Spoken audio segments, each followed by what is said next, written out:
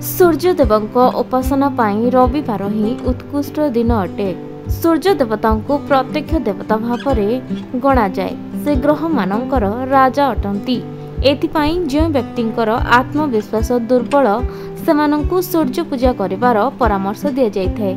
आम वेद शास्त्र एवं ग्रंथ रे सूर्यंकर 12टी नाम एवं सही नामर भिन्न भिन्न विशेषत्व रही। तेणु सूर्यंक 12टी नामर जप करने सहित यार विशेषता कौन जानिबा। आदित्य भगवान सूर्य ऋषि कश्यप एवं आदिति पुत्र हेबा जोगु माता आदिति नाम रे सूर्य रखा जाइछि। आदित्य अर्थ जहा रोग देशर ऊर्ध्वरे एवं जहा उपरे काहार मध्य नियंत्रण न थाए। दिनकर दिनर आरंभ सूर्योदय होइଥାଏ। सेतिपई सूर्य को दिनकर कहा जाए। दिवाकर दिवाकर अर्थ हेउछि राति बा अंधार को शेष करिबा। एहार अर्थ जे आसीबा मात्रे अंधकार शेष हो जाइଥାଏ। भानु भानु अर्थ एपरि अलौकिक रश्मिर होइଥାଏ जार लाभ समस्तंकु मिलिଥାଏ। रवि कहा जाए ब्रह्मांडर सृष्टि होई जेउ दिनरु आरंभ होइतिला से दिन रविवार थिला। तेणु सप्ताहर आरंभ रविवार ठारू आरंभ होइଥାଏ। सेतिपई भगवान सूर्यंकु रवि कहा जाए एवं सूर्यंकर प्रियवार रविवार अटे।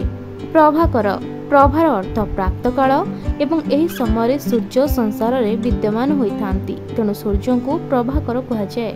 रश्मि मते एथिरे दुईटी शब्द रहिछि। रश्मिर अर्थ प्रकाश एवं मतेर अर्थ पुंज जहा भितरे हजार हजार संख्या रे प्रकाश पुंज रही थाए तांको सूर्य कहा जाए।